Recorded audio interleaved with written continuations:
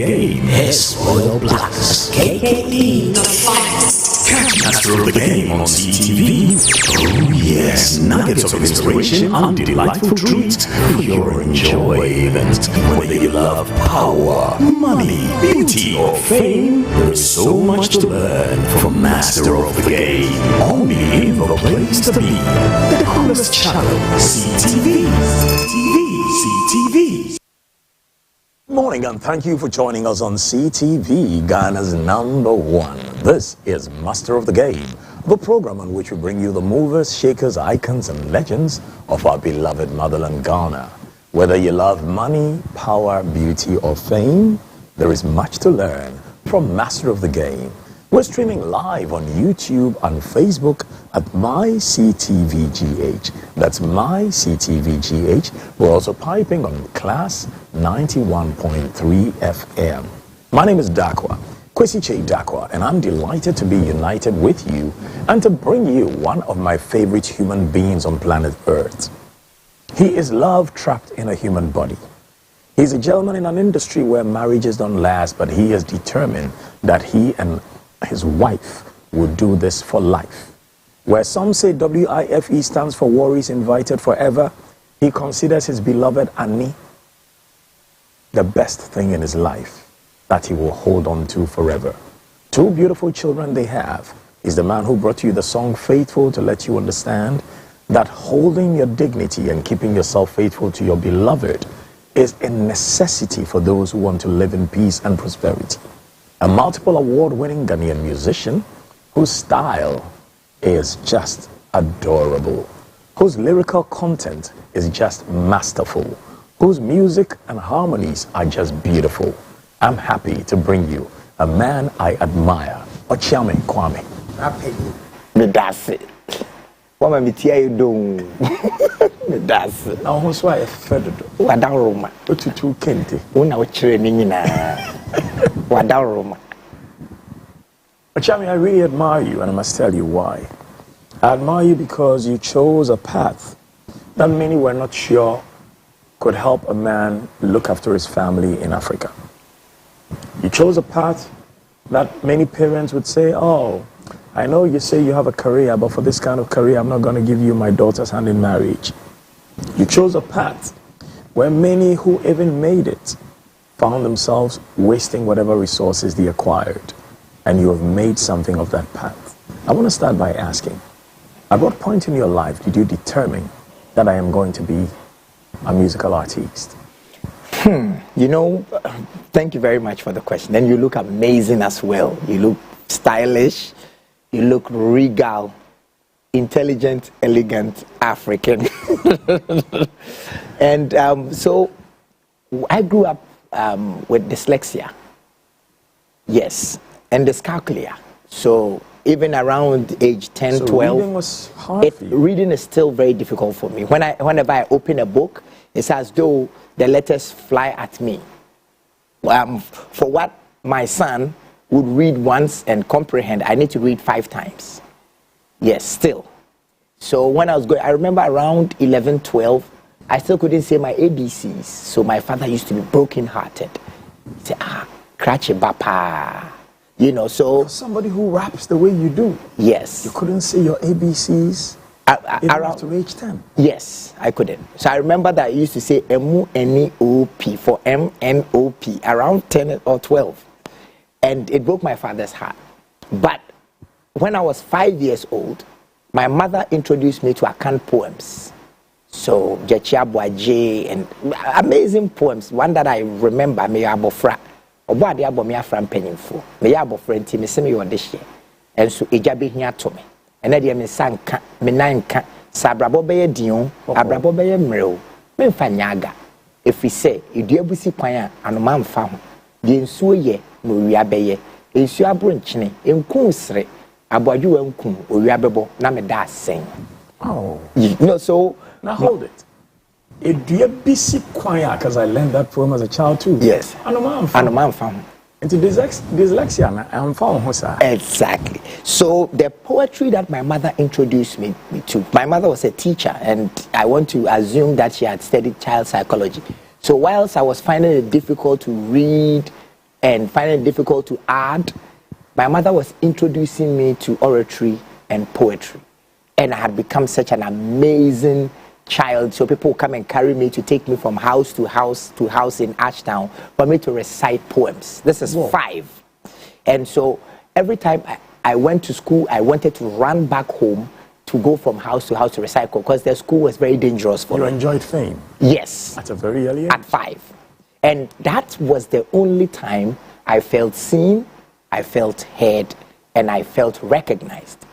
And so I want to believe that as early as 5, I knew that when I grew up, I was going to do something in the area of oratory. I didn't know it was rap music. So fast forward to secondary school, I took my Akan, English literature and poetry seriously. So I would learn everything. So when I graduated from my O-levels, I had 9 in all subjects.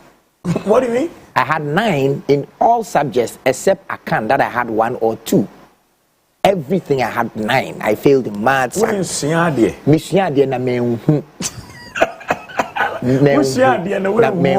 Yes, I remember that my mom used to say, "Hey, Okyeame Kwame de, o de profession and more fit." It's around 15, and you know, so I would. After all, when I showed my results to my father, he cried. Like immediately he saw my results, he just started crying. But your father was somebody who was good with figures. Yes, my father, if you asked him what is 75 times 71.1, he could tell you instantly. And then What did he do for a career? He was an accountant, and he had studied in Europe. Accountant, exactly.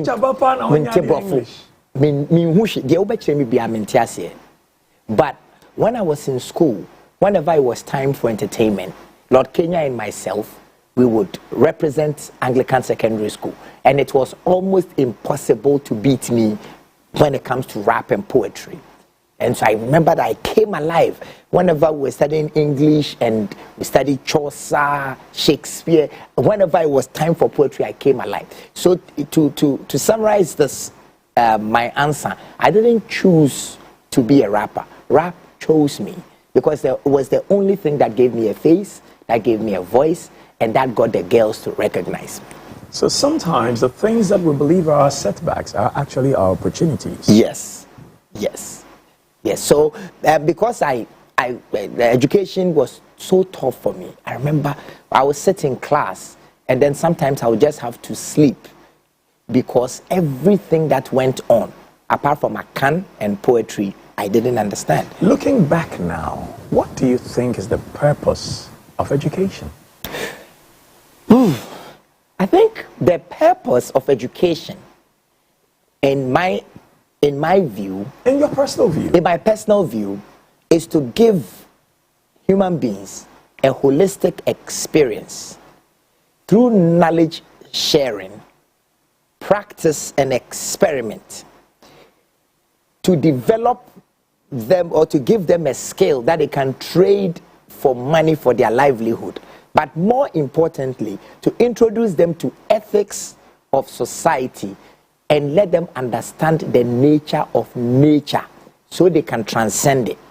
But what is happening now is that you go to school, you are put in a box from 5 until you are 25, and then you come out being a doctor, a plumber, a sociologist or something, and then you know nothing of ethics and you know nothing of love. So I think that the whole acquisition of skill should be like only 20% of education. The rest should be ethics, culture, and transcendent information that will let human beings rise above our monkey minds. So what about the guy who gets all the knowledge, gets all the enlightenment, and is not able to convert that knowledge and enlightenment to earn a living?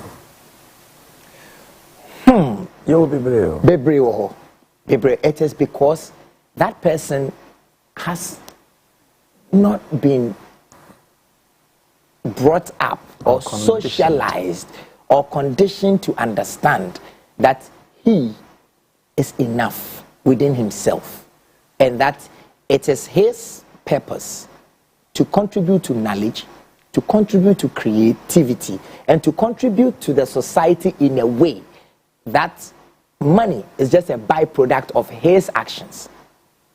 You know, it is.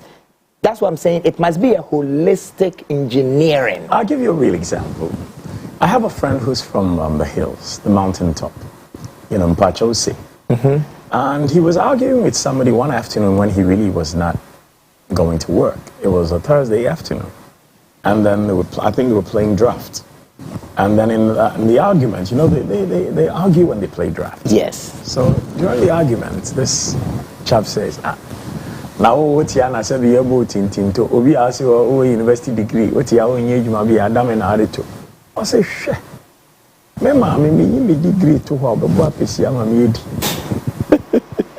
bushia for me degree to one year me here be better degree the same. Me be me tise me na me go yejuma.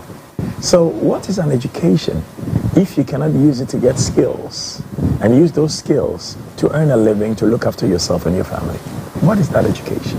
That education is just conditioning. It's just, you know, but there are some people who are in life and are not fired up to want to wake up and contribute to society in a way that we expect them to. Sometimes, I remember when my daughter went to creche. My daughter was born ambidextrous. She could write with both hands, left and right. But when she went to creche, they forced her to stop writing with her left and encouraged her to write with her right. My problem too. My father came and screamed at the teachers and left me, so now I write with the left. Exactly, because your father was enlightened. You know, by the time we saw that she was no longer working with her left hand, she was already 4 years old. And you know that the left coordinates the right hemisphere of the brain, the right hand coordinates the left hemisphere of the brain. So for her to be ambidextrous means she's developing the scientific, calculative side of her brain and the right and the artistic and cultural side. You know, so some people through the environment they find themselves in are conditioned to miss slightly or largely what they are supposed to do on earth. And because they are given subjects at the university to pursue, and they are forced to fit in certain occupational structures, they just become disenfranchised. They become uninterested, and they lose their fire to go into the world to work. So I think these are some of the things that we need to look at. There's a good example we can give. A great pastor in Ghana called Dag Heward-Mills, founder of a big church in Ghana, and he's got international branches and all that. Dag Heward-Mills studied and trained to be a medical doctor, but even whilst at university was already doing his evangelism, was already doing his preaching. And I look at Dag now and I ask myself, what would it be? What would he be like? Confined to a theater or confined to a consulting room? A perfect example is Reggie Rockstone's wife. Reggie Rockstone's wife, okay, she also studied medicine. Exactly, but now she wants to be a great mother in Kukuwache and support her husband to be an amazing human being. I remember when I was going to Form 4, that was when you choose. I said I'm an artist. I can draw everything. I sculpt, I paint, I do everything. I'm an impressionist. And then my father forced me to study accountancy because he was an accountant. So and you drew your figures? Yes. And I sat in the class and I didn't hear anything, but my father already forced me. And sometimes I wonder where my life would have ended if I had been given the opportunity to be in an art class. But they didn't. They forced me to study accounting. When I got my 9th, he cried.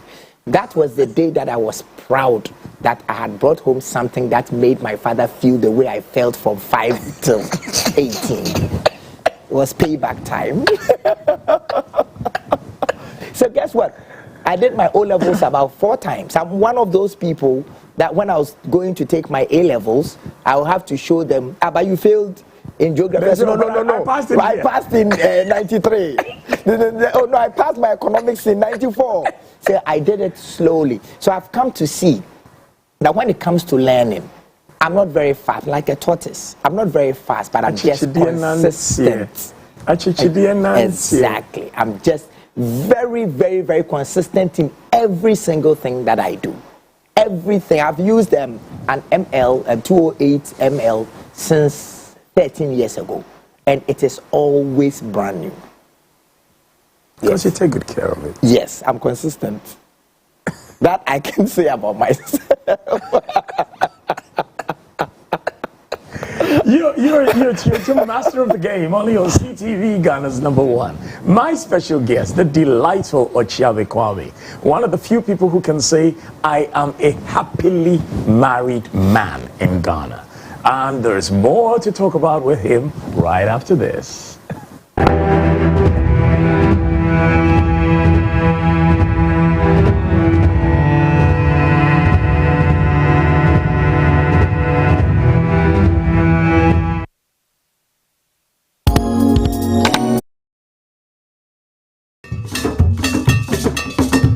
Evergreen memories. Wow. We kind those days in Infantipem. Abraya Buffon for now parenting, Eddie or more and Quada Eba. You did one corner and me put something for say. I'm not a baby, but I'm check. We bonded as colleagues at the dining hall, the dormitories, classrooms. It's just said, me not can you boom up. But the question is, and now we will be away. Hey, now squad you are here. Or like you are here. Floozy. And you boys in here. Where you day? You be school. You are buying the coin. You be moved to coin. You be moved to university. You be moved to Abrabon 70. You have to retire to the villages. We are here to reunite you and ensure that we can help each other. But before that, school ben I will call St. Louis, Ola, Wegehe, Holiko, Preset, and St. Peter's, and now Bishop Herman, and St. Augustine. This is the platform for you. CTV Adaroma, the most program neighbor, Family and Friends Reunion. Join me, Dr. Kufi Anna, on Family and Friends Reunion as we share memories and experiences in life, only on CTV, Ghana's #1.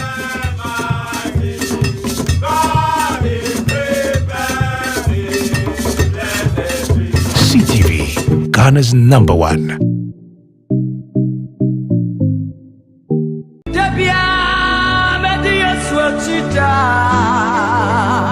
Apostle Francis Odro World Outreach Ministry akawo ho biom the School of Ministry anyame enam Apostle Francis Odro so nyame adom wo so ana wo da eso ene yisremu kire se nyame ato sa fraw amanyame adwuma ana mpo se wo nyame sumu dada nanso unim adom kura ewa wo so ene na akwanya beda ho ma wo se woni the School of Ministry ebesua de enti wo ba chew na wo feeder operate. School of Ministry Bemau a boarding credibility say international certificate in ministry and international diploma in ministry.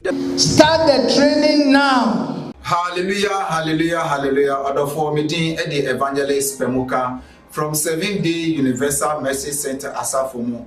Eye Kasafoni CTV Awoshe Mosoi. Eye Nyamibwa Sunday way exactly 12:30 p.m. Eposi exactly 1 o'clock p.m. Yenemo ebeche eye enkwaje asamti fremadamfo nefra unia fro bibiara wonem no kaise evangelist Pemuka aba yebeche enkwaje asam nyame nhira mo omamunye kese omamunyina mu fri adomu enko adomu ye wonya kopon nhira nyina amen.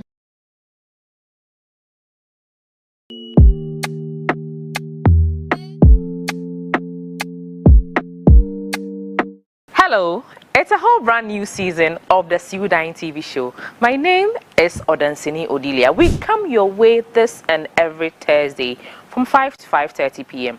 This new season, we are looking at solving issues concerning properties. So if you have bought a land and you are having issues, you bought a house or you have any litigation issue concerning any property, come to us. And we are looking to sell properties on this very show. So if you are looking to buy a land, a house, or even to rent an apartment or a house, this is the show you have to watch. My name remains Odansini Odilia. Watch us this and every Thursday, 5 to 5:30 p.m. only on CTV. CTV, Ghana's #1. It's party time, it's party time. On one different thing, Ola Bawo. As I introduce to you, Safari Zoom Flex live on Ghana's #1. With Zoom Flex, you can join the fun wherever you find yourself via Zoomer. Ella. Okyeame Kwame on Master of the Game on CTV Ghana's #1. Okyeame, you make such beautiful videos, I must say. Every single one of your videos since you started in this game is just exceptional. But I want to know, what's the inspiration and what's the story behind this particular one? So let me tell the inspiration behind the song first. So I wrote this song somewhere in '99 when I had moved to the US. Because my father had died, who was my peer, and I was so confused, I didn't know what to do. I went to do a show with Kwame or that Lumba, I don't remember, and a US tour. And I decided to stay because I like the bridges. Found a job. And I had like the bridges? Yes. So I had a girlfriend that I lived in her house. And so we had plans to come to December to chill. And in October, my father died. So I said, I can't go back to go and have fun and go club trotting. When my father just died, my mom is in black. So you just go and come back. So to cut a long story short, when she came, I called her. She won't pick up my calls. You were living in her house? In her house. You know the story. Yes. But she has come to Ghana. Ghana to chill. She won't pick your calls. And she won't pick my calls. Maybe 10. Because she was out of coverage area? No, because she was having a great time as she had planned to come and have, but I couldn't be calling her while she was having that type of out of fun. Coverage area, inside chilling area. Exactly. So her friend, one of her friends that wanted to have a relationship with me, that I said no, I am a faithful guy. She called me and did a 3-way. And then she called her, asked her, where are you? And then she mentioned where she was, in her boyfriend's house, and said, Ghana me money there, tintin. Kesia, with money to spend, man. Did she know you were listening? No, she didn't. So I couldn't say anything. So my heart was broken. So when I hung up, I was now, not only didn't I have a girlfriend, not only had I found out that she was cheating, I was also homeless because I was going to break up with her. And I lived in New York. It was cold and I didn't have any place to go. But she hadn't asked you to leave the house. But I'm an Ashanti man, come on. There's no way I'm going to stay here. So I called my uncle in Jersey and then he said, Kwame, because he has to 12 years. Isn't he an Ashanti? Yes, but he is there with the boys hustling. But I am, so when she came back, I told her I could no longer be in a relationship. So she was very generous. She said, okay, then I understand. So find a place to move to. So from henceforth, we are just roommates. So in 2 weeks later, Chief Kwasi of blessed memory, yes, called me and rented an apartment to me. So I was broken. My father is dead. I was sad. And then I didn't have a place. I felt my heart was broken. Then I wrote the song. So this whole song is that, therapy. Yes, you are a liar. You betrayed me. But you know that when you are creating a piece of art, the philosophy is show but don't tell. So all this, what me, the baby, what from your bofra, sweetie, what my sweetie. Say, honey, when I hear honey, I don't think of taste. I am afraid that you will sting me. So I wrote the song at my, let me say, my downwest, my lowest moment. So but I didn't record the song up until about 15 years later. So by the time I recorded the song, I didn't feel the same energy. So when AB and I were discussing what the video should be, I said the theme here is betrayal. But sometimes when we are betrayed, we see signals of hope everywhere. But because we are so focused on feeling the betrayal, we cannot recognize them. So you see, the whole video is a photograph of two lovers walking away from each other. But no matter how far they walk, they are still captured in the same frame. Because once a person comes into your life, no matter how far you run away from her, she's still part of your story, as I'm exhibiting now. And whilst you are walking away, we see a taxi that says, forgive, but I don't see it. You see two grown-ups sitting down there having a chat, but you see someone reading a newspaper that says betrayal. So there are subliminal signals all around us to remind us of who we are. But once you are so focused on a particular vibe, you become blind to your environment. That's what the video is about. Worst pain in a man's life? To find out, or to recognize that the woman that he wants to spend his life with is moving into another man's arms. I have not felt any pain, including when my father died, which was greater than realizing that the woman that I possess psychologically is moving into another man's hands. Do they do it intentionally? I don't think so. I think that a human being, a woman for this matter, is not an object that you or anybody else can possess. So you can dominate her, you can manage her with your finances, with your height, and with your perceived protection, but she is still not yours to keep. She's yours only if she chooses to be with you. Exactly. Even if she's with you. So for me, when I use the word wife, I do not say it in a possessive term. I say it for purposes of conversations. But I see my wife as a complete individual who is evolving as I'm evolving and can change any moment. And wherever she changes to, that is the choice that she's made. And I respect it. You have made a commitment that you still want to be with her forever. Exactly. So you can only count yourself fortunate if she also chooses to be with you forever. Exactly. And the day that, let's say, one determines that, no, I no longer want to be with you, what happens to the man? That day you become heartbroken. But I don't think you should be heartbroken for a long time. Because if you love a bird, you don't keep it in a cage. You let it fly away. And only to come back when it wants to come back to you. So that's the way I look at it.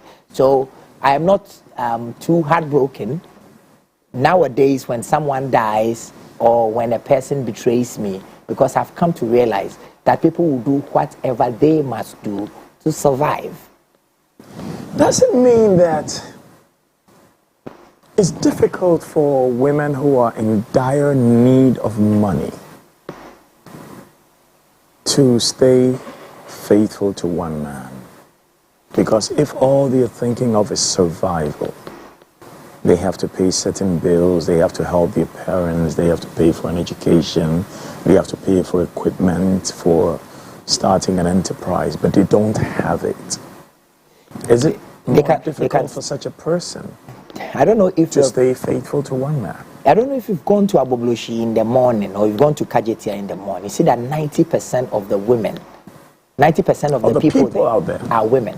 So they can actually get a job, you know. They can sell something.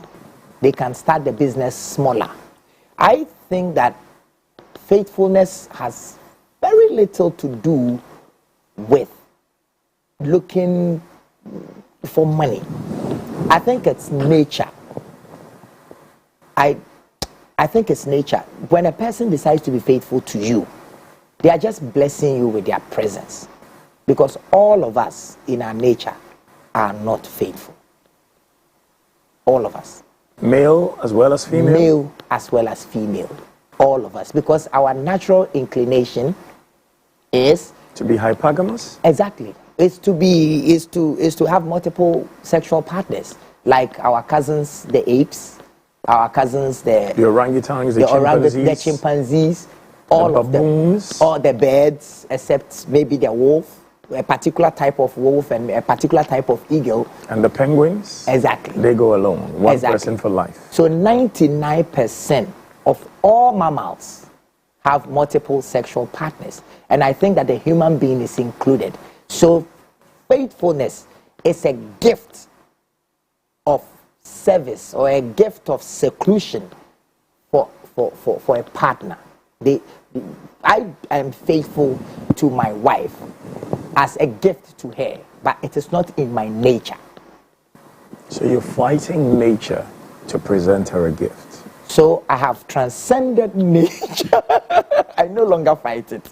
I have transcended nature and moved into the realms of love, spiritual love, to give her that gift so that I don't go out there and bring her HIV, syphilis, and bring other people into this beautiful union we have and cause divorce and cause headache to my children so that my children can grow up in that environment. So it must take lesser men to say, I want to roam even though I have a good one at home. I don't know if we can look at it in terms of measurement, but I think that it is who you have identified to be and what you think your purpose is. Because for me, having extra sexual, partners, or I think it's just like food that I eat. I can choose to eat nuts. We've had this conversation when we were in the United States before, and I think it's time for you to share it with the world. You went to Nigeria for an event. Yes. You had met this lovely woman who you knew was going to be with you forever in Ghana. Tell us the story. Chief Momodu had invited me to perform at the Ovation Red Carpet events, that big fundraiser. So it was a beautiful perform with Two-Face and all of them. And then when you perform in Nigeria, they treat you like gold. He puts me in an amazing hotel in Lekki with a Lexus and a designated driver who was also with me at the hotel. So even at 1 a.m., my car was available. Now, a day to come back to Ghana, the driver realized that I had not had proper fun, because since proper fun being not, feminine company. Exactly. Nocturnal. So he requested that I think Two-Face was opening his nightclub and we had been invited to. So he said, let's pick some girls at the university and then so that you can talk to some ladies. I said yes. I wasn't married at that time. I said yes, and then we went to the school. So whilst he was bringing the ladies, beautiful girls, these are not prostitutes or anything, just college girls, just to accompany me to the nightclub, so the testosterone is not too much.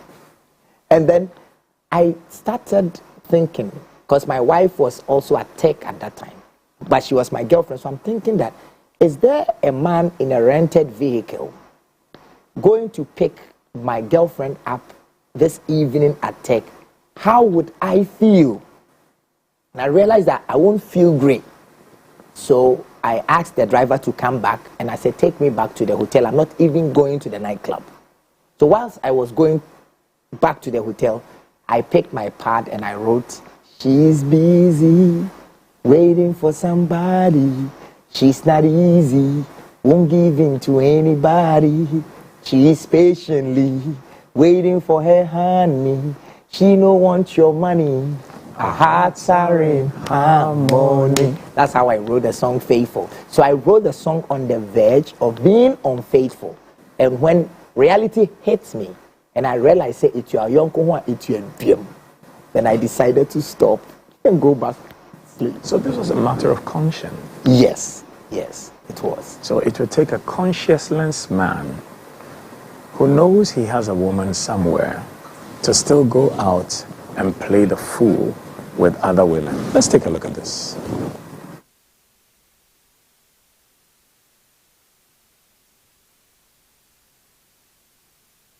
Shake the body, God, it's Friday. Of course, time is 10 p.m. sharp on Ghana's #1 with the man them DJ Last Week Official. We say, Ola Ba Wo.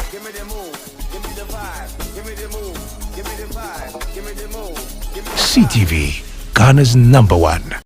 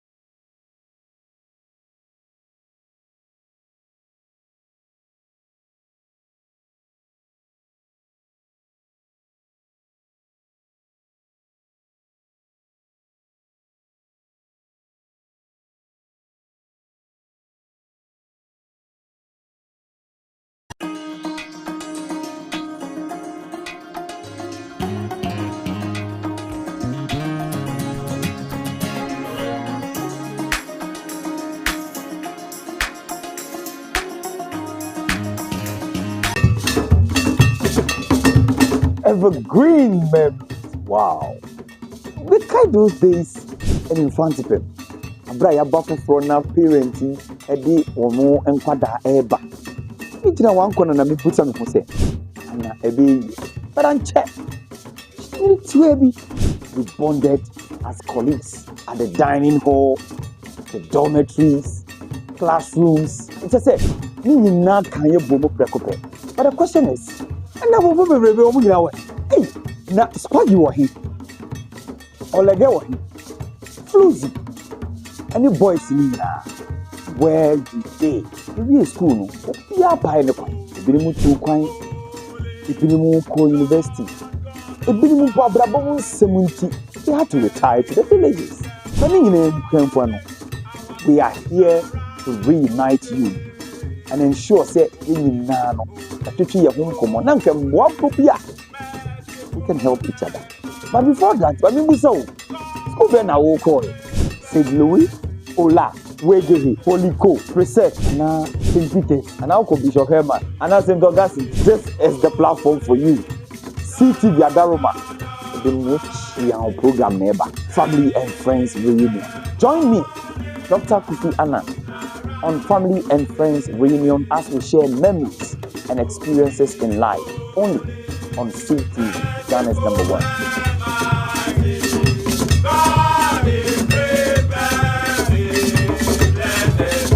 CTV, Ghana's #1.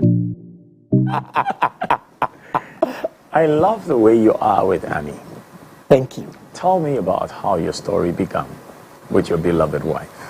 Oh, so I had gone to Love FM for an interview, and Love FM shared a law firm on the same premise. So I think she had finished law school and was looking for work. So she brought her application. She wanted to serve at the place, and so when I was parking, I met her, and she was dressed in black dress from her neck to her toes. But I realized that her hips were bulging out. So when I saw her, I quickly wondered, how does she wear her tight jeans? Because she had covered herself so much, she left everything for my imagination. So I went to her and I said, my lady, you are oozing class. And she said, Akwete brofo papa. She said that to you? As I told her, if you have character, half as beautiful as you look, I will want to marry you. She said, I want to marry you too. The first day? First day. And then she said, I asked her, do you know who I am? She said, yes, of course. Who doesn't know who you are? And I said, I really want to marry you. And I asked her, where are you going? So I'm trying to get a taxi back home. So I said, I have an interview on Love FM. If you can wait for me, I'll drop you when I'm done. And then she said, I'll wait for you. So she sat at the reception and waited for me after my interview. I took her home. And so when I took her home, when she got down, I said... So this was which year? So this is 20 years ago. 20 years ago? Yes. You had your locks then? I had my locks. Okay, go on. So when I took her home, she said, hey, no man has ever dropped me at home before. And my father might see that I'm coming out of a car. So let's go upstairs for you to go and greet my father so he doesn't have strange ideas about what I'm doing. So I went upstairs to meet the man. It's your papa. It's your papa. No, Kwarepa. It's your papa. Obisi Simi Junction, no, So when I went up there, the man took keen interest in me. And then he was fascinated by the fact that I was a musician. And we spoke for a while, because I didn't have anywhere else to go. So we spoke for a while. And then he asked me at the end of the conversation, so I said yes. And then I said, she will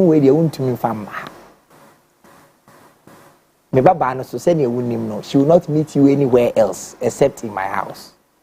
And he said, and yes, baby. Come me chegu. Auntie. If your papa no. But sometimes I just met her for one day, so I didn't know, and I was so charmed. But kakana who no. Yes. Who say if papa no. Exactly. So I went home. I was conflicted because when I had returned from the US, my mother and my senior brother had been worrying me for months to cut off my locks. So I was wearing my earring when my father died. I wanted to do a tattoo, but the tat guy said, no, I'm too dark, it won't show. So I got a piercing instead. I don't know, when my father died, I wanted to hurt myself. I don't know why. And so my mother spoke to me many times. I took off the earrings for her, but I won't cut my locks because I didn't see how she had a permed hair looking Eurocentric and I couldn't wear my Afrocentric locks. It didn't make sense to me. So I would always argue with her. So the man said, oh, then you have to cut it off. So I went to cut pieces of it. So for the next 2 months, I won't go to the house. I'll try to chat her up. I'll ask her to meet me at a doom meeting. She said, no, I can't meet you anywhere. If you must come to my house. But if you want to come to my house. So I started going to her house and I'll park in front of the house and ask her to come into the car. She did it once and she said she won't do it again. Because I must come into the house. It went on for about 2 months. And I went to comb it out. I cut off and I had a big afro. I went to the house. When the man saw me, he started laughing. I asked him why. He said,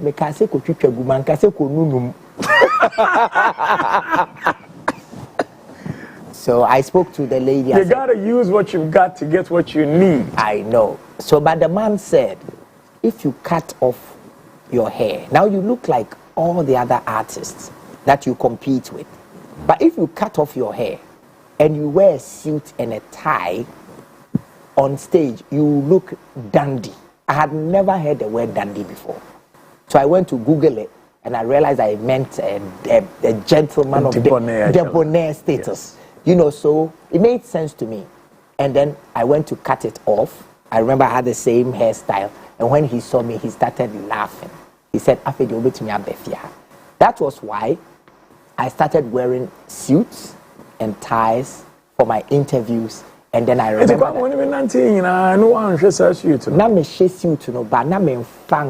stage so he was the one that told me if I dress like how I dress to come to his house, but I use it as part of my branding presentation, it will differentiate me from my competitors. So that was a father curating a fine gentleman for his daughter as a husband. I think so. And another thing is that now when I started going to the house, every single week, this man will find a newspaper clipping of an opportunity to further my education. Whoa. Every single week. Oh, there's this English thing at the University of Trent, and they are doing this for artists. You can do a first degree or a diploma in arts and so every single week he would tell me about it. Was that Annie pressurizing you through her dad? Was that her dad trying to uplift her future? I think the son-in-law? man was trying to uplift her because Annika was just looking for a bad boy. In quotes, he was looking for a boy with locks and that would dress in a certain way. Because I remember that about 2-3 years later, the music industry had become very tough for me. This is a year before I became Artist of the Year. And then I went to the university, and because the man brought I had never crossed my mind. The man brought my attention to the fact that I had to go back to school.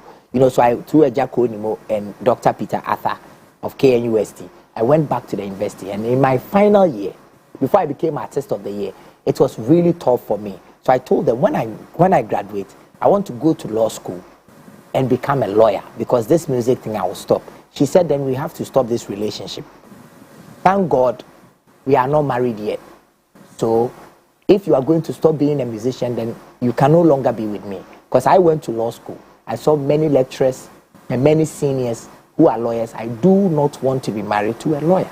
I want to be married to an artist. So if you are going to stop being an artist, thank you very much for telling me, Ellie, then we need to stop. I couldn't lose her. So this song also, I wrote the song to prove to her that I could do it again.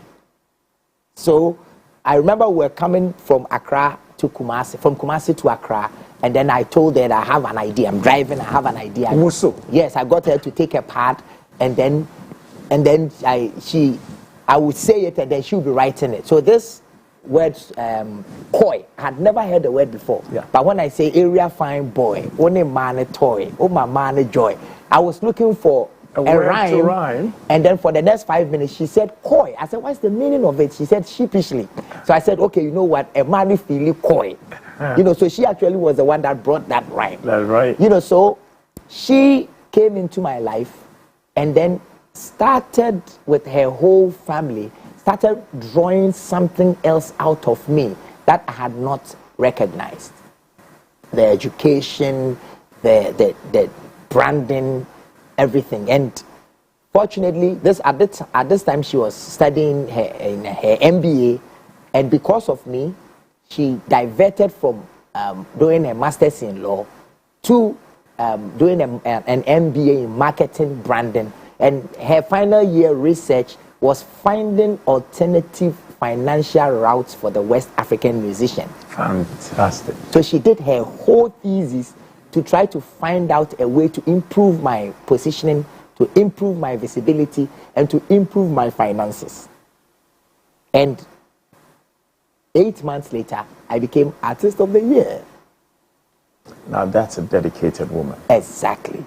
And so that is how we met, and that is how she influenced who I have become. So when today. the Bible talks about a man finding his helpmate, I think you just fell in the right location. Yeah, I'm telling you, sometimes people give me a lot of props for the type of, but for the way that I've been able to curate my family. Like it's my wife. I really want us to go and look at this video where your wife found you the right word to fit in your rhyme scheme. Let's go there.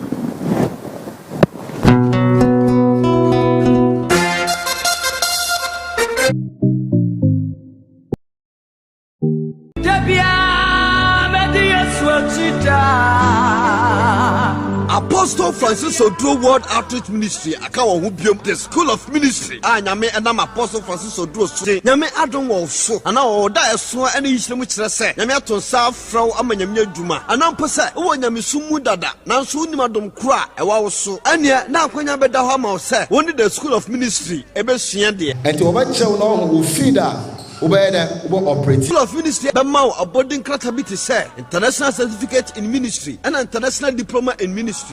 Start the training now. Hallelujah, hallelujah, hallelujah. Order for meeting at the evangelist Pemuka from 7-day Universal Mercy Center Asafomo. Eye Kasafoni CTV Awoshe Mosoi. Eye Nyamibwa Sunday way exactly 12:30 p.m. Eposi exactly 1 o'clock p.m. Yenemo ebeche eye enkwaje asamti framadamfo na fra wonu afro bibiara wonem no kaise evangelist Pemuka aba yebeche enkwaje asam nyame nhira mo omamunye kese omamunyina mo fri adomu enko adomu ye wonya kopon nhira nyina amen.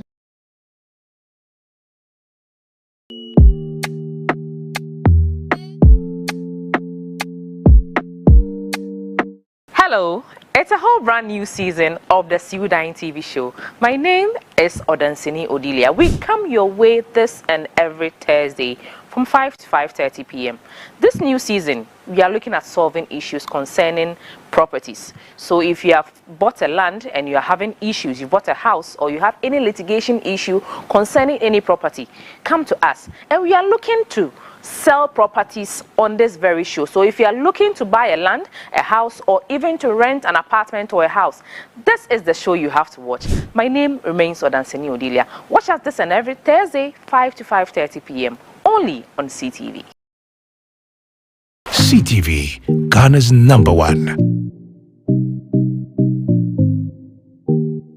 It's party time. I'm watching them there. Ola Bawo. As I introduce to you, Safari, Zoom Flex, live on Ghana's #1. With Zoom Flex, you can join the fun wherever you find yourself. Via Zuma.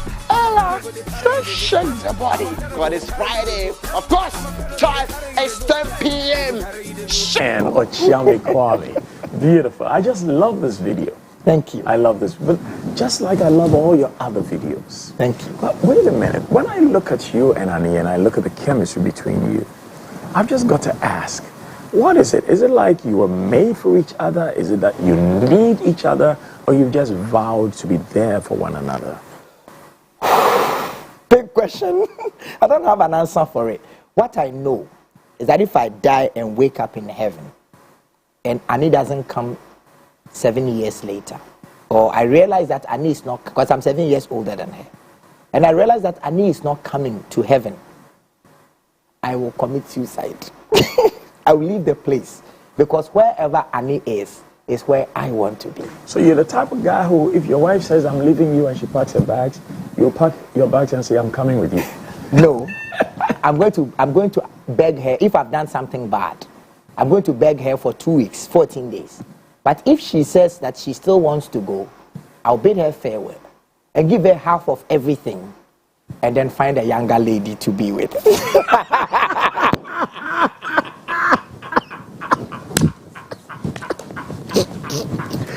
And I need them want that dog house. She knows. And I need them want that dog house. I would love Anita until I die. But it doesn't mean that I must be in the same space with her. Because sometimes when the people that we profess to love leave us or go to be with other people, then we forget that we used to love them. Loving Annie doesn't mean I must always be in the same space with her. Even when she's with another man, or even when she leaves me, loving her would mean that I will not come and sit on radio or turn on social media to tell everybody about her secrets and disgrace her and bring her name into shame. Loving her would mean that I will respect her values no matter where she is. And protect her dignity. Exactly. But if she leaves today, an 18-year-old girl is getting a new husband.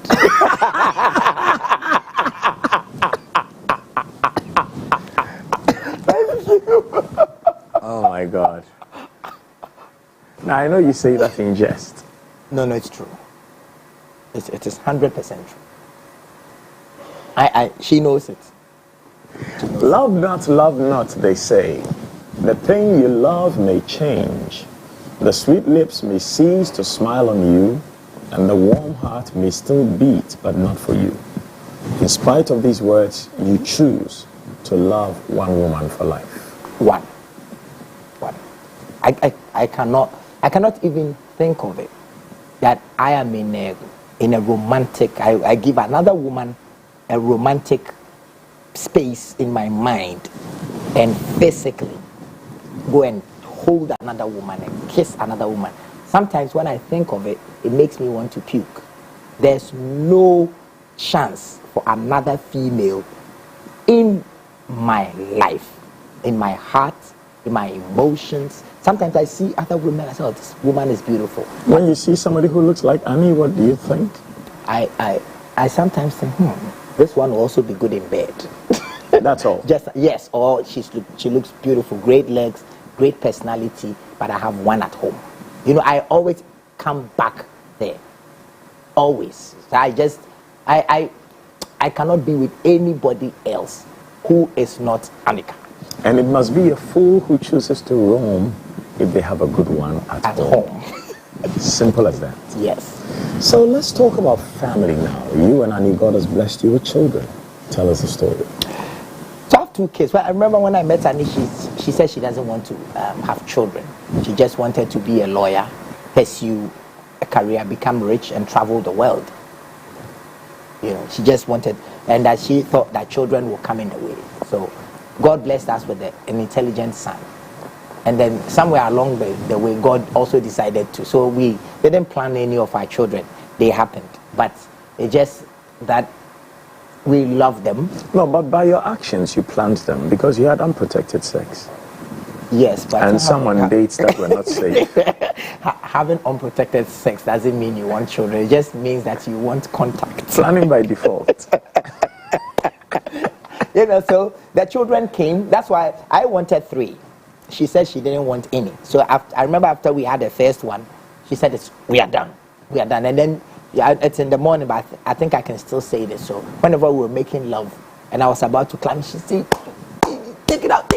And then and times where I'm unable to do it, she'll just become angry, and things like that. But this one came, and then she actually went to for family planning to make sure it doesn't happen again. But I wanted three. I think another Sir Kwame or another Santi would have been beautiful. But she says that I'm now going to have another child at 40 something to lose my body. I still want Sisi Fianibi.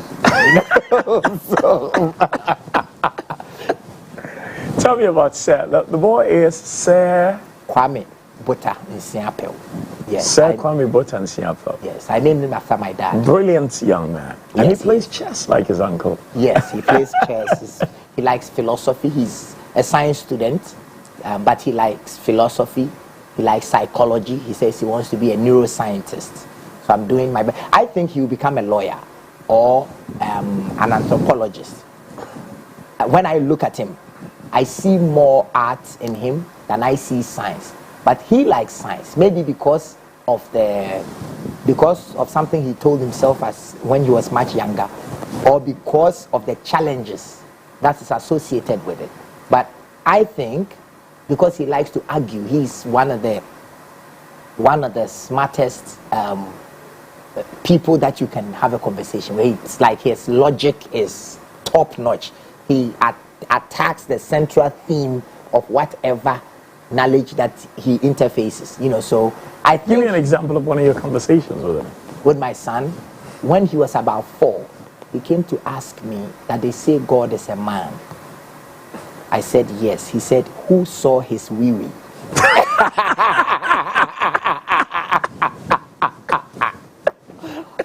He was about 4. He's very interested in transcendental. What's the word? Yeah. He's interested in philosophy. He's interested in theology.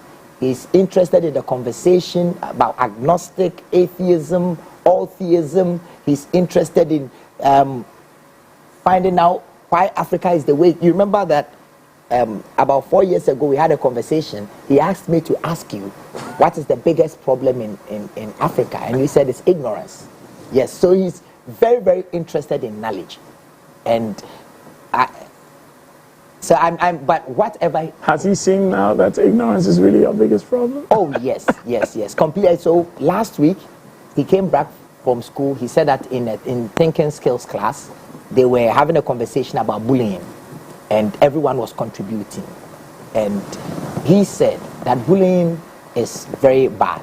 And when someone bullies you, you are supposed to report them either to police or to school authorities. But he thinks that the first point of action is to physically leave the space. But if you are trapped and you can't physically leave, you must psychologically exit from the space, because whoever is trying to present you with something, when you refuse that present, it is still theirs. That's it. Exactly. But he said that a lot of the people in the class disagreed with him, and he looked at the class and shook his head. And they are in a thinking class. He looked at the class and shook his head. Like my son Kweku said to his colleagues at school many years ago, his teacher called me once and says, King, you need to let Kweku go do politics or something. I said, why? Says he was in an argument with one of his mates and it was about to turn to fisticuffs. And when I just thought it was going to get critical, Kweku just passed the guy on the shoulder and says, Dexter, some people are wise, but you are otherwise. Some people are wise. You are otherwise.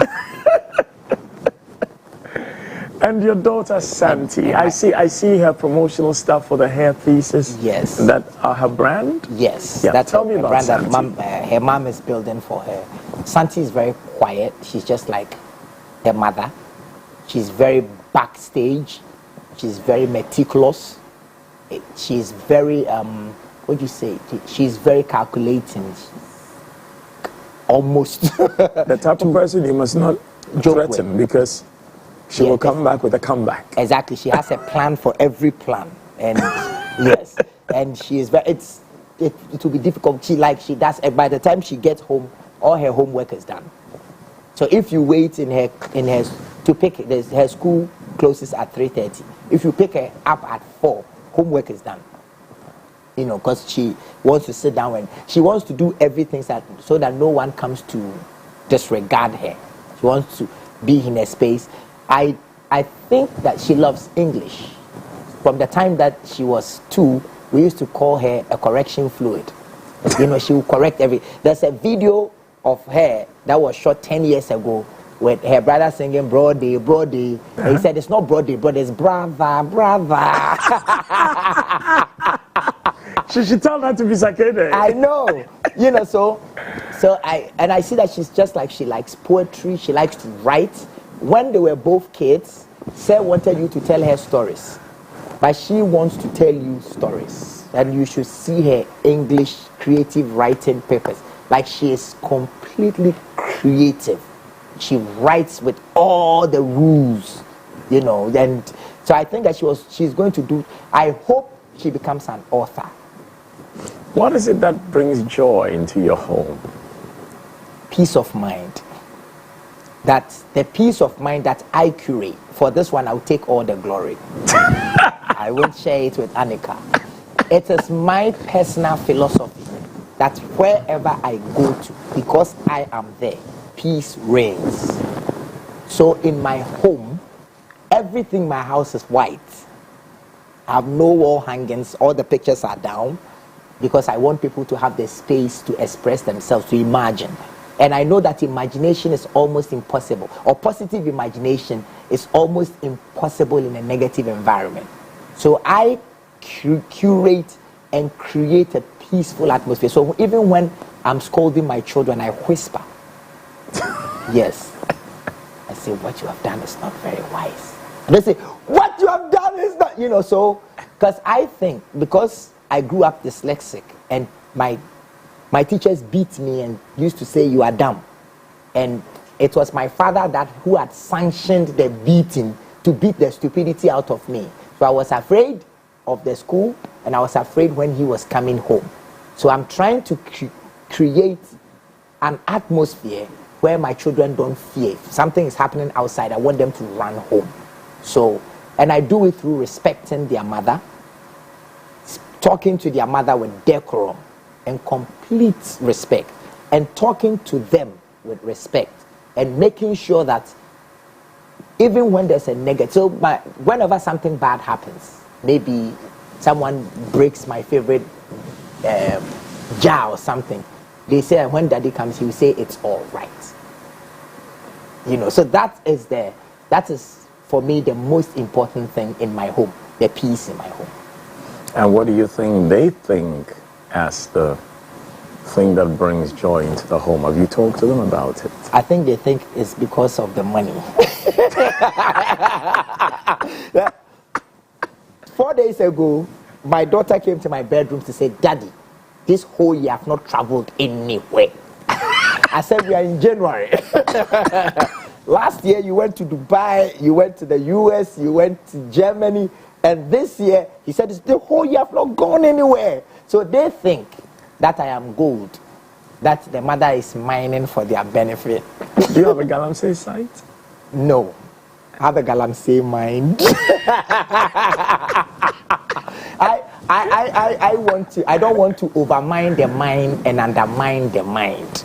You know, so I am mining my mind for the benefit. So they think that it's because I work hard. That's why they can afford where they go to school and have the friends they have and travel the world and live where they live. They think that's what brings their peace, but I don't think so. Do they come back with any problems from school? Yes, sometimes. Friends, teachers, misunderstandings, and things like that. How do you handle these, or how does mom handle these? So the mother wants to fly. Her mother is called a Jewa. A Jewa Kodie, you know, so she wants to fly to the school and tear stuff up. But I said, no. So she used to be the one to go and handle it. But I realized that it wasn't good for the Isiapel brand. So I took over, where I would go to the school and have it. But I tell my children to stand up for themselves. So, for example, when he moved to his new school, we did homeschooling for 2 years before they went back to school, because I didn't want them to be depressed. So they went back to have friends and stuff like that. He used to have his hair cut with "Sir" written on his hair. And in his school, there are people with dreadlocks and stuff like that. And so one of the teachers asked him, is this your haircut that you brought to school? He said, you realize I'm 13. The teacher said yes. So I cannot go to a barber shop and decide my hairstyle. Why don't you pick it up with my mother? Fantastic. Exactly. So stuff like that. My daughter went to school, and one of the teachers was trying to talk down. She said, I don't like your tone. You have to speak to me the same way, because if I spoke to you like that, you wouldn't like it. So I teach them to be able to stand up for themselves. But I think it's time for us to empower our young people to speak the truth, because we have lied to ourselves that every elder is right. But as we have grown older and become elders ourselves, we have realized that most of our elders were never wise in the first place. No quite true though. And I think that it's time to uproot that artificial hegemony that gives constant dominance to older people over younger people. And I think that that's one of the reasons why Africa, or Ghana to be specific, is the way it is, because we do not allow young people to express themselves, especially when they are telling the truth. And there is nothing wrong with a parent who steps up to an older person who is bullying their child and deals with them. Yes. Because you may harm me and I may forgive you, but touch my child and I will kill you. Is that simple? Is that your philosophy? No, it's that simple. Now, all animals protect their young, and human beings are 90% animal. We are 100% animal. No, 90%. Why 90? I think we're animals. We have a straight back, but very straight back, and we walk on 2 feet, and we are able to think calmly, critically. Saubo ahomapoa. Onipa daseni a wentumi ansani enja adre no fane kan me nemo motumi sanija adre because adre no so betumi asani ono but ebe check akra ena onipa daseni nso a wentumi hwe adre. Let me bring this back to English so everybody can understand. Throw bananas near a sanctuary where monkeys live. If there's a lot of bananas, the monkeys will run from the forest and every one of them will pluck just 1 or 2. The greediest one will pluck 3 and run back into the forest and call other monkeys to come and get some bananas too. Why? Because they know in 4 to 6 days the bananas will rot. But every monkey must be fed. So onipa daseni a oye pesemin kuminya no monkain nka enme ho emfa ho se watu aba amano emfa ho se waye no panyin. If they are selfish and greedy, they are an animal and must be treated as such.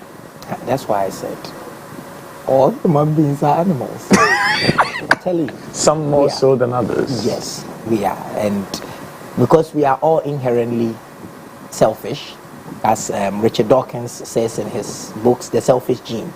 It is natural, but it is the purpose of man to transcend it. And so when you transcend it, that's when you have become a Homo sapien. That's when you have become a thinking animal. Yep. And I think transcending it is very key. You need to use spiritual practices, like practicing love, forgiveness, compassion, kindness, empathy, consistently when it has become your first nature. That is the only time that you are part of the human kind. And also practicing justice. Yes. Because sometimes we overplay the power of forgiveness and let the wicked rule because we do not seek justice. No, quite. How about that? I agree with you. In your music, you espouse certain values and you talk about certain things that matter to our upbringing, to our conditioning. How do you determine which theme you should choose when you're writing your songs? Oh man, Blackness, you ask very beautiful questions. So I think it's a wide array of philosophies that guide my music a lot. Sometimes when I'm writing a song, I'm trying to communicate to a whole family. So I look at a family of 4 like mine, husband, wife, teenage kids in a car driving from Kumasi to Accra. And a family conversation. Exactly. And they picked my CD. Will the father think that I'm about to expound some verbal taboos and use curse words and bring out philosophies that are not good for the consumption of his children. Therefore, no, you can't play that music in my car. Or the father will say, yes, let's listen to that gentleman. So that is the first thing that I'm thinking of, looking at my target. Then I'm looking at, in the next 50 years, if I put out this record and my great-grandchildren come to pick it up, will they be proud of me? What is so this is even, I'm thinking of all the ethics and the cultural, socio-cultural attributes of what I'm about to produce. Fantastic. Before I now look at the art of it, how is it going to contribute to knowledge? If you listen to a song like Faithful, for instance. Faithful. I love Faithful. Thank you. Or Small Small. The whole song is a love song, but underneath the love is telling people to appreciate the process. If you want to walk with me, first learn to crawl with me. If you want to run with me, first learn to walk with me. Before you fly with me, please learn to run with me. Before you land with me, can you fly with me? The whole song is about appreciating the process. And do not despise humble beginnings. Exactly. So before you win with me, please take a risk with me. Do you see something in society today where people are just looking to have the riches without the investment? Completely. Completely, because of new media, which is consistently portraying the results. And then you can go to TikTok, Instagram, Facebook, and everyone is posting themselves only when they are happy. Of course, when I'm crying, why should I show it to you? Watch my favor, never see my labor. Exactly. And because we have not been socialized, or it is just a new media, Yeah. and we do not understand the psychology of it properly. Therefore, young people, young women especially, think that everything that they see is real, and therefore they must also get it instantly. I think that this plus other things, plus the Eurocentric or the Americanized concept of get rich or die trying, which hip-hop music has perpetuated for the past 20-something years, since hip-hop music left the realms of consciousness. All that materialism and consumerism is telling our young people not to delay gratification as our society wants it to be. And it has created the idea that immediately I'm done with college, I should be rich. Immediately I cannot marry a man, even if he has potential. He must have a car. I cannot live in a small ghetto with you so that we can build together like Annika has built with me. I want us to be in a mansion now, else you can't have me. So that one it's something that is ongoing. And you espouse this beautifully in Small Small in the video. Thank you very much. So these are some of the little things that I'm trying to use my music to correct. And I hide it, I hide it through the concept of show but don't tell.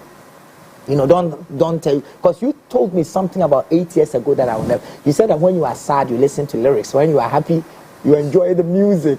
And music is not supposed to be explained; it must be enjoyed. That's it. You told me so. All art must not be explained. You just enjoy. Exactly. So to be able to use, I discuss many different ideas in my music. This song of mine, bro, Mayeshi. I did a song about my wife.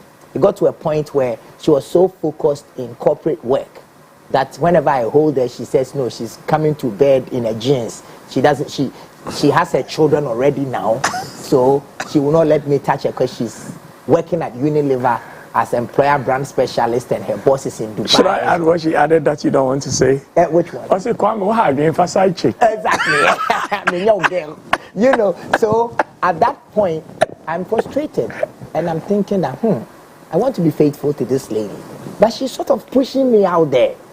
So I had conversations with her, but I put it in a song. And the song is bro.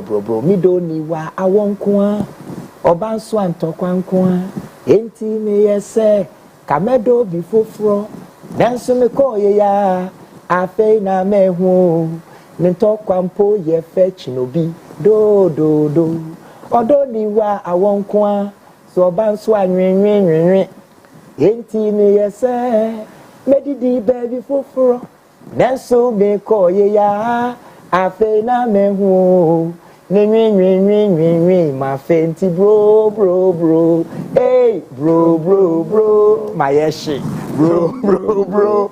So I'm looking at the value of a side chick versus a wife, and they say never. Kwame, I hired the young video.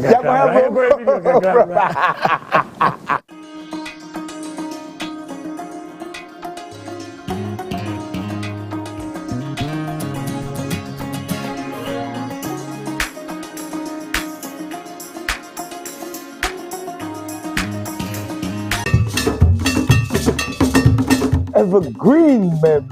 Wow. We kind those days and in front of him. Abraya buffer from now parenting, Eddie or more and quada eba. It's now one corner and me put some for say. And a baby. But I'm check.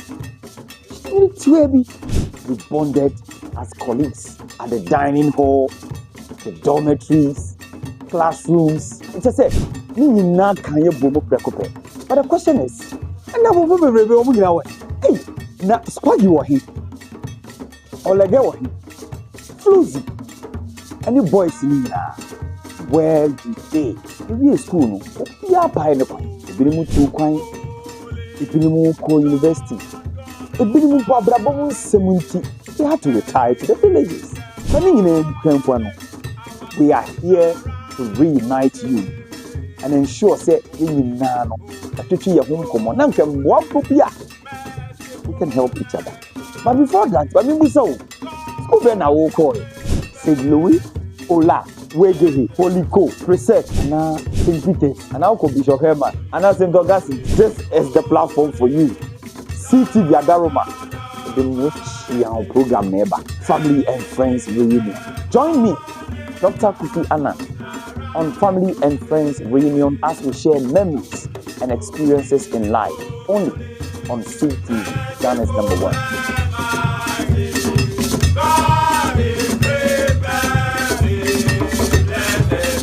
CTV, Ghana's #1.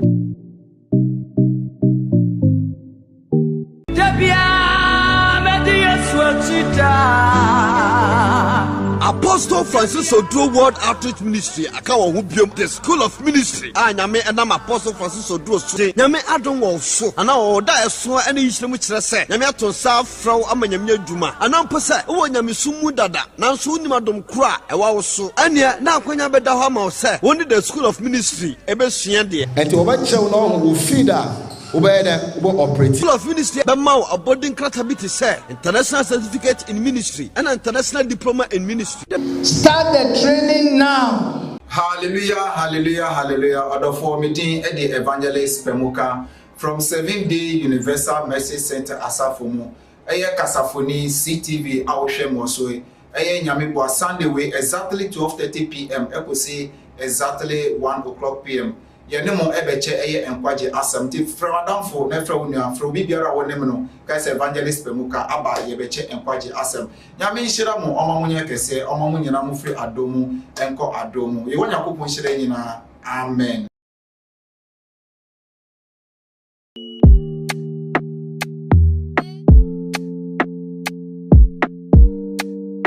Hello, it's a whole brand new season of the Sudan TV show. My name is Odansini Odilia. We come your way this and every Thursday from 5 to 5:30 p.m. Every video this gentleman makes. But Kwame, you have a way boldly promoting Ghana and sometimes subliminally promoting Ghana. What did you do there with the lyric on Kantanka and Kia? Go on. Ah, yes, so this song is on a Made in Ghana album. So the whole thing was promoting Ghana overtly. So I'm saying that what him say Kantanka, then you'll be Kia. To bring up the Kantanka brand, right. In comparison to the African woman. But there's also a lyric in there about say I dream if you're back home, I was referencing this particular issue I'm talking to the ladies who get married to good men and do not allow them to sleep with them. And what I'm trying to say is that you are driving him outside. So do not, now that you wear the ring, do the thing. Don't wear the ring and wear a jeans to bed, because you are driving him into another man. I think another point that a lot of females have never been told is the fact that, a man as he matures needs to empty the sack, every week. Yes. Lest he create problems for his own prostate. Yes. This is scientifically spoken. The research says 21 times a month. Whoa. Yes, but I disagree with the research anyway. I think that maybe 8 times would be good for me a month. But it will take an act of God for a married man in Ghana to get 8 times a month. Some people do. Yes. So sometimes a man pay, but once they are, for example, like my wife at 43, she'll kill me for mentioning her age. She's already perimenopausal. And her hormones are changing, and she's more focused on healing herself rather than healing your prostate. But Berman also the energy healer now. Marvin Gaye, boy and auntie. Sexual healing. That's why they killed him for it. But I agree with you. Only that a woman, I think that the woman is wired in a way that sex is slightly a problem for her. And the man is wired in a way that he needs sex consistently. And finding that balance and finding that understanding or that middle point is one of the things that makes the physical side of marriage beautiful. How important is sex in a marriage? When I was much younger, maybe 8 years ago, I would have said that it's one of the most important things. But now I've grown to understand that sex in a marriage is not copulation. It is sometimes coming home tired and you getting a peck and getting the opportunity to spoon by a woman that you love so much, and she taking some of your stress through her physical body contact and the presence of her feminine nature. All that is also sex. I disagree with you, because for me, sex is the erections and elections and penetrations. Really? I think that one is copulation. Sex is the net total of sex makes union. Me sleep well. So does magnesium.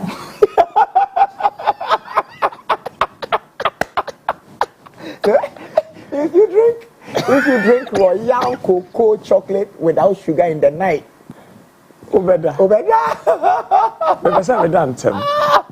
yes, me too. There was a song that a gentleman did along, Mommy sleeping tablets, metiniado. And he mentioned, yes, sex is very important. But I think that it is part of the physical things that if you are not careful as an adult, it will lower your level of spirituality, because it is still an experience that you derive from outside yourself. But you see, beyond the erection, election, and penetration I talk about, just having bodily warmth in a bed with the one person you love, nothing can beat that. Nothing. I travel a lot lately because we run a travel and tour company. Sometimes I take the clients myself when I want to make it exciting. And whenever I travel, and for that 1 week that I'm sleeping in a 5-star hotel with beautiful scenery, and I'm doing it by myself. 500 thread count cotton bed sheets. Yes. As smooth as silk. It takes the fun out of it. When I'm going to bed, I'm like, what is this? I'd rather be in a shack with my baby. We talked about you and your beautiful family, but I also want to talk about the family you are from. Tell me about Opini in Seattle and his adorable wife and your siblings. I remember when I was growing up, my father worked in Peki, so they took me to my grandmother. and he came back on weekends in his. My father was a proper gentleman. He studied in Rome. He spoke well. He wrote on sociology, accountancy, philosophy. He was friends with Bishop Kwesi Sapong. He had conversations with Desmond Tutu. So my father was like a proper Catholic, gentleman, accountant, gentleman. Wherever he worked at, he was the general manager. So in 83, during the Okyeame 83 time when I remember that my senior brother asked, yes, Okyeame but no Wayne. Because my father was then general manager of food distribution. So I saw my father's gentleman, well dressed, he smelled good, and growing up I just saw a proper father who loved his kids. He was present in our lives. Everywhere that we went to school, he would become the PTA or the deputy PTA chairman, the type of father that drives his children to school and drives them back. He sits down to administer the homework if he's home. He always had 2 jobs and about 3 or 4 taxis for chop money. Whenever I think of my father, he had a small standing fan by his radiogram or gramophone, something, that every morning before he leaves, he put a certain amount of money on that fan that my mother would take as chop money. And I came to realize later, as an adult, that when he was broke, my mother intentionally would put her own money on the fan to create the impression that he was giving us money. Interesting. So that is my father. Very responsible, respectful man. And then my mother is kind. She's liberal. She's forgiving. My mother is a spiritual being. When it's very difficult to meet a proper Christian, one that is trying to follow the life of Christ, i.e., live a life of forgiveness and love for all. Whenever I think of my mother, I think of kindness. My mother is the kindest human being I know. And the Dusty is also kind. But my mother is very, very, very kind. Andy, your brother? Yes, he's also very kind. There was a time that there was a mad woman that got knocked down by a car and she broke her legs. And she laid in front of our house in Fantino town. My mother fed this woman morning, evening for about almost a year, until one day the woman got up and walked away. That is my mother. My mother is kind. She is on a pension right now, and she has almost 15 grandchildren, and the children of her brothers staying with her in pension, and she's buying food for everyone. My mother is. When I think of my mother, I just think of kindness. She's also very awakened. I'm slightly troublesome when it comes to religion. So she wished that I would be a regular Christian, but I'm a cultural Christian. I only follow love your neighbor as yourself. Everything else, I practice it on my own terms. But whenever I go home, like 3 days ago, she tries to have conversations with me, and she's the only member of my family that sort of understand what I'm doing. So my mother is like, she's beautiful inside and outside. She is amazing. Is it this love and adulation you have for your mother that you have transferred into your wife? Completely. There was a point where I think Anika did an interview somewhere. They said that, how did you get your husband? She said, I didn't do anything to contribute to him like this. I found him this way because of his mother. So I love my mother, and I have promised, but because of the love I have for her, if my wife or any woman around me is crying, it's tears of joy. So I'm telling you, it's just, my mother is the most amazing human being. So it's like one of the very few Christians that I know, proper Christians. Talking about your mother brings to mind words I wrote for advertising copy for a brand called Adiva over 20 years ago. It starts like, if you're looking for a man to share your life with, seek one and look at the way he treats his mother and the rest of his family. I remember. Yes, I remember. Look at the way he treats his mother and the rest of his family. If a man can treat his mother and the rest of his family right, there is no way he's going to be right by you. No quarry. The way you speak of your mother. Yes. A mama pelpa. A mother or pen. Na miss me pani. So your ba.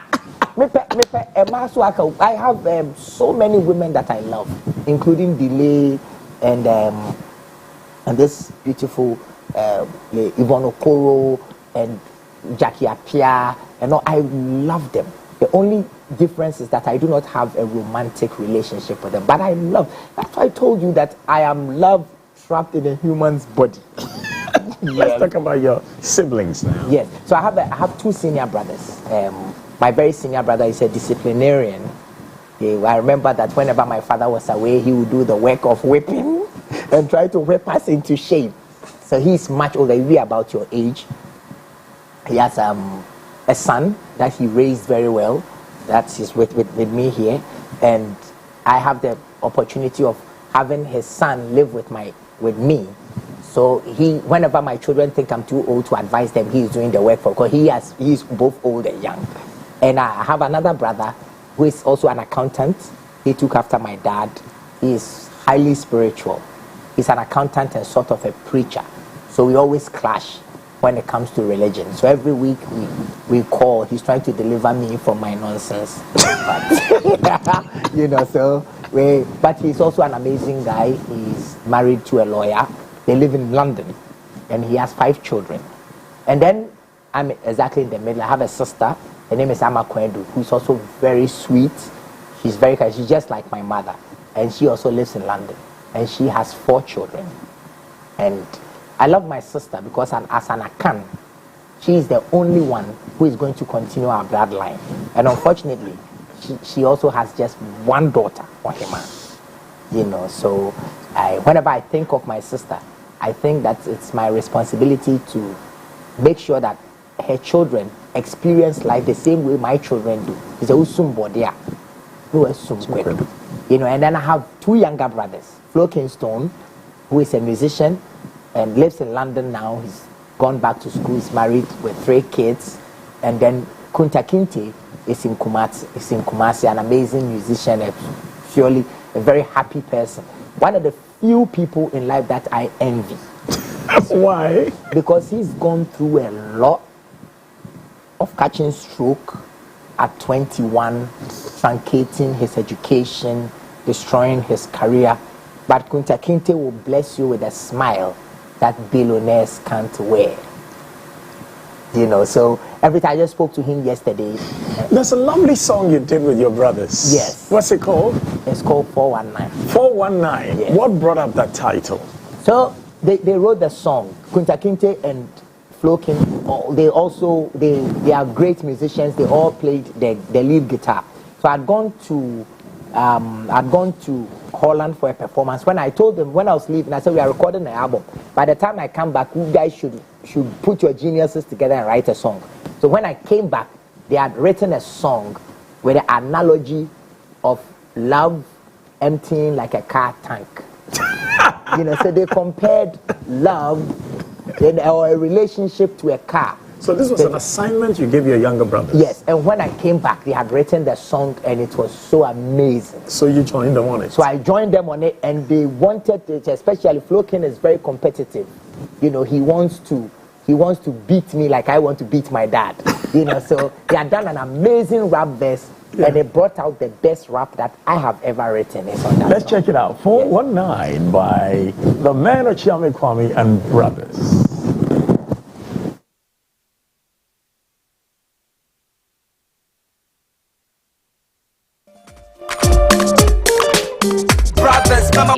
This new season, we are looking at solving issues concerning properties. So if you have bought a land and you are having issues, you bought a house, or you have any litigation issue concerning any property, come to us. And we are looking to sell properties on this very show. So if you are looking to buy a land, a house, or even to rent an apartment or a house, this is the show you have to watch. My name remains Odanseni Odilia. Watch us this and every Thursday, 5 to 5:30 p.m. only on CTV. CTV, Ghana's #1.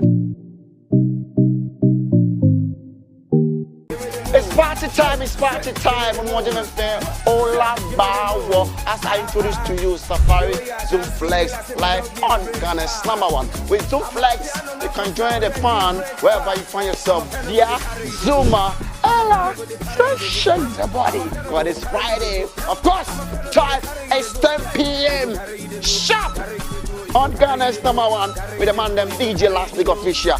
We say Ola Ba Wo.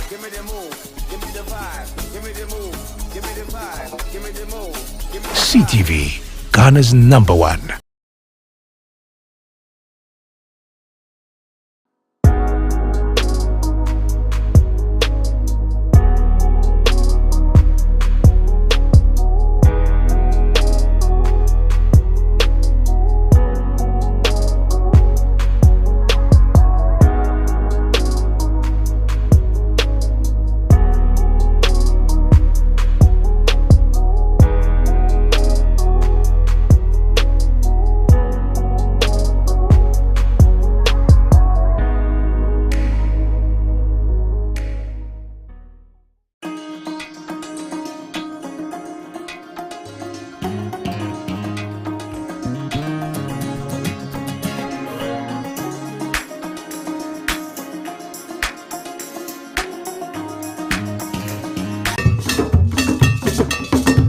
Evergreen memories. Wow. We kind those days in Infantipem. Abraya Buffon for now parenting, Eddie or more and Quada Eba. You know, one corner and me put something for say. And a baby. But I'm check. Too heavy.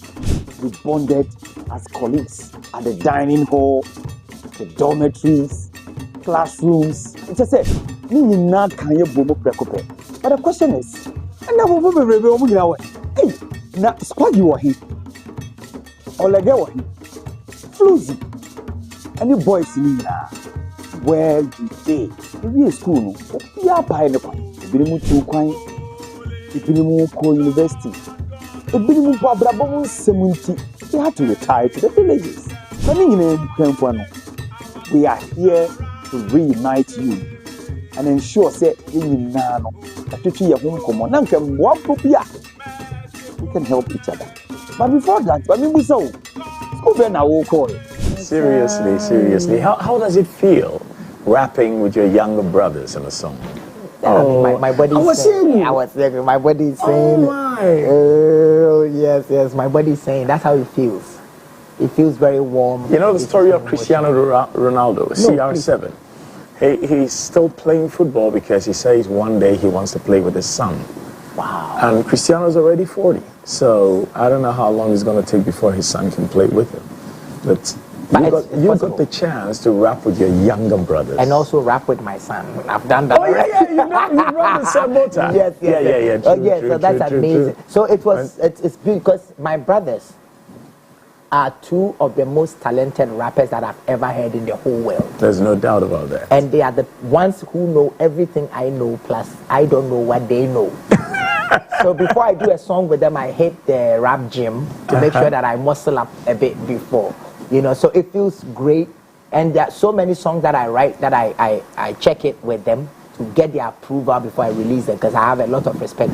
You've done many songs, you've done many shows, and you've received many awards. Which ones do you remember, and which ones touch your heart the most? Ooh, that's a lot. The VGMA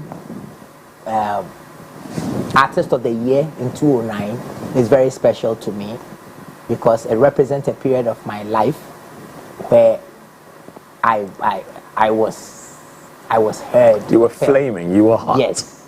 And then apart from that, there's the Key to the City of Cincinnati from Mayor Cranley. And that I have my own day in Cincinnati that I think is 19th of November every year. It's an Okyeame Kwame Day in Cincinnati. That is also amazing. That's in Ohio. Yes, in Ohio. And then Ghana Tourism Authority and the Ministry of Culture gave me an award last year for my contribution towards culture and tourism through music and my Made in Ghana campaign. That's also very special to me. Otumfuo also gave me an award for philanthropy. I don't think I can ever forget that. I have an Obama award, a humanitarian award from Obama. That's also interesting. But the most important award that I have ever had is my 2 kids. Yes, look, you get a chance to react to a video we play. Now take a look at it and let's hear from you. Will you be my Valentine? What you think? What you think? You ain't got no choice. I've been your Valentine for 64 years. You gave me something when oh, you got me a card?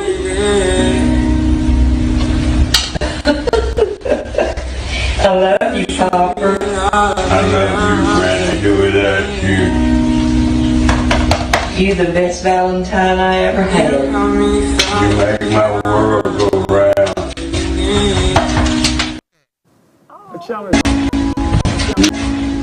This is the dream. This is the dream. You know this is impossible when you are in your monkey mind. This love is 2 spiritual souls forgiving each other every day for 60-something years.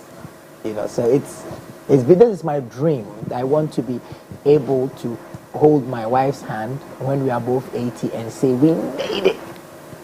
And if there's one thing you could share with any young person, married or unmarried, to make it in life, to make it peaceful and fulfilling, what would it be? It will be, let me share 2. So the first one is, I think there are 3 key stages in life. The stage for learning, acquisition of skills and knowledge, the stage for working, and the stage for retiring and teaching. And please, don't jump it, especially the first stage of learning. Learn something. Learn how to be a master at something so you can exchange it for your livelihood. And don't just learn a skill. Learn how to love, how to forgive yourself, how to transcend. But personally, the advice that I give young people all the time is that don't listen to advice. Thank you very much. Okyeame Kwame on Master of the Game. See you on our next episode. Thank you.